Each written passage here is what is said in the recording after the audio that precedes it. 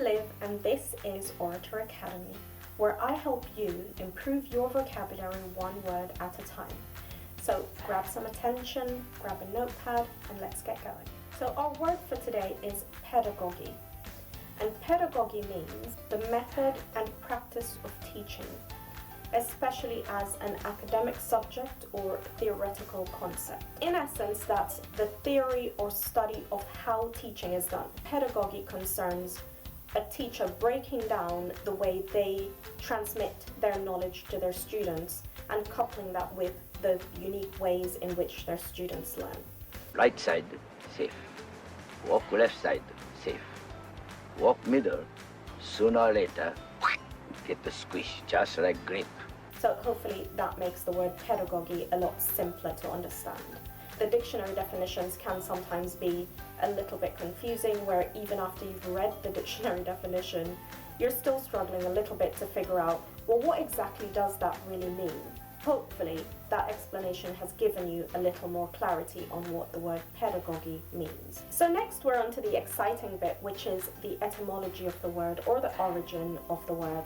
And this is the exciting bit for me because as an art historian, anything history makes me excited. I know, I'm weird, get over it. So pedagogy comes from the Greek adjective pedagogos.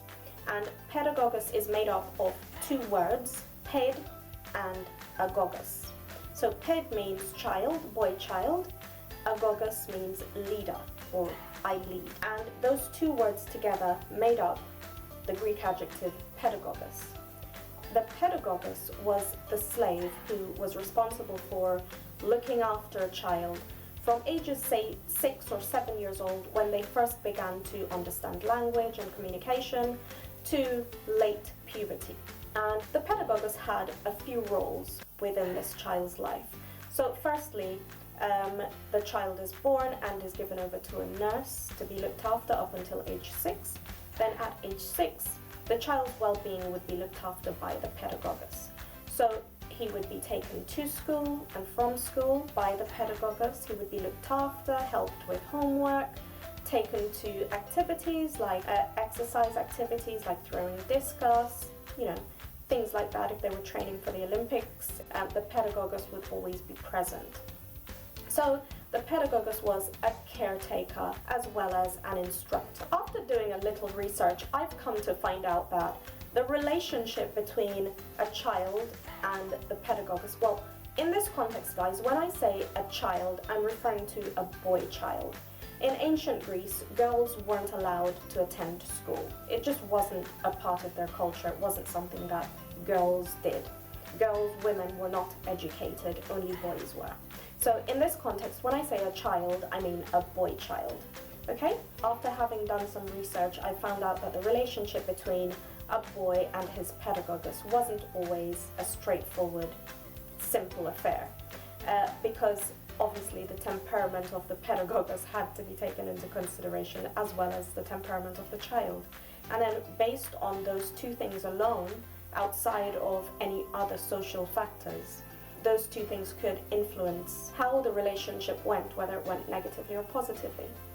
Largely though, from my research, I've come to find out that most of the relationships between boys and their pedagogos were quite positive, except for the odd moan from a boy here or there that his pedagogos was, maybe a little bit too strict or was a bit harsh with him.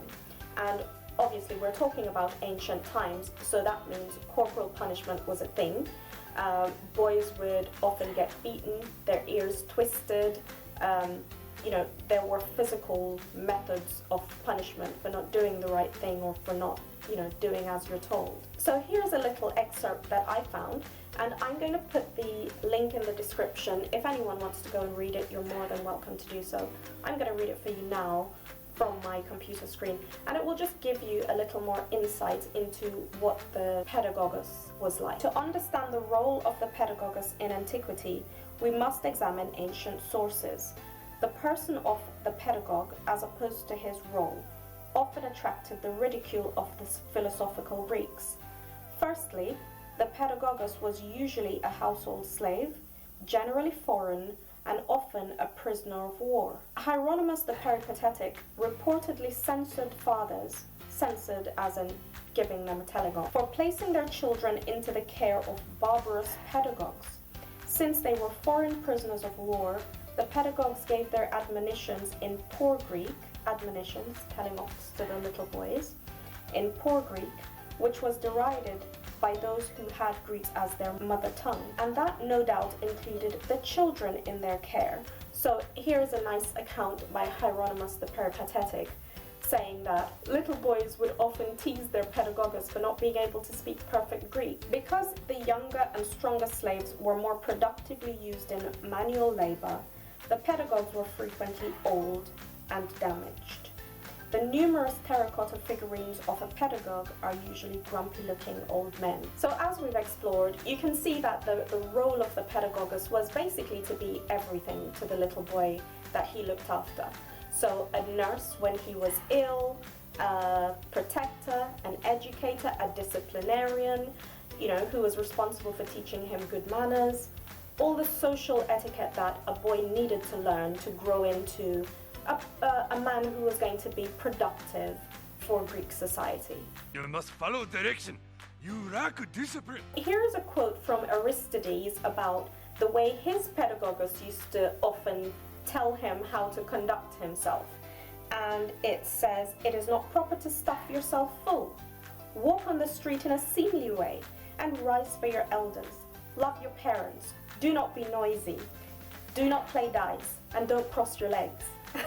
Doesn't that sound familiar? I'll read another quote to you from Cicero, and this one is an account of a pedagogus defending a child. And it says, "It was not unknown for the pedagogus to die in the defense of his charge." Appian tells the touching account of how a pedagogus threw his arms around his orphan charge and would not release him to his would-be murderers. This occurred en route to school, and both were killed. Libanius praised the pedagogus as the most devoted of all a child's influences. He supervised the child's studies more constantly than either the father or the teacher. When the child became sick, he acted as a nurse and tended his charge more tenderly than the mother. And if the child died, he mourned more genuinely than the dutiful parents. On reaching adulthood, it was not uncommon for a child to free their pedagogus from service. So pedagogy, pedagogical, pedagogue all come from the root word pedagogus, and they're all related to the profession of teaching. So the first case of the word pedagogus being translated into English was in 1526 when William Tyndale, a priest who translated the Bible from Greek text into English, translated pedagogus directly from Greek into English.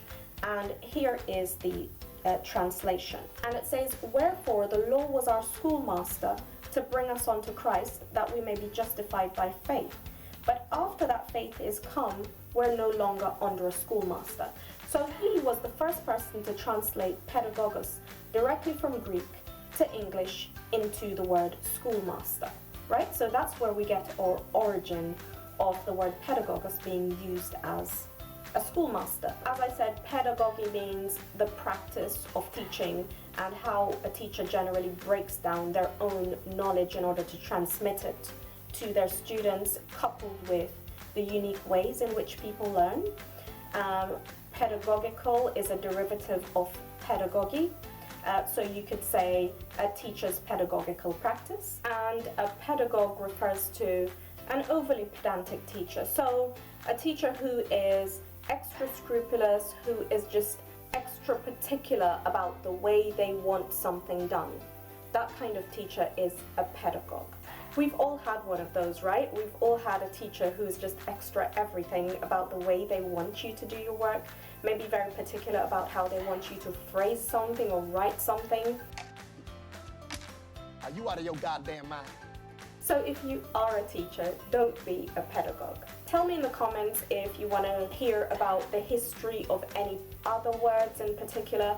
As I said, history is my thing. I love delving into the history of words, finding out where they come from, because I think it helps us to remember them better and to be able to use them in better contexts. So if you liked my content, don't forget to click the like button.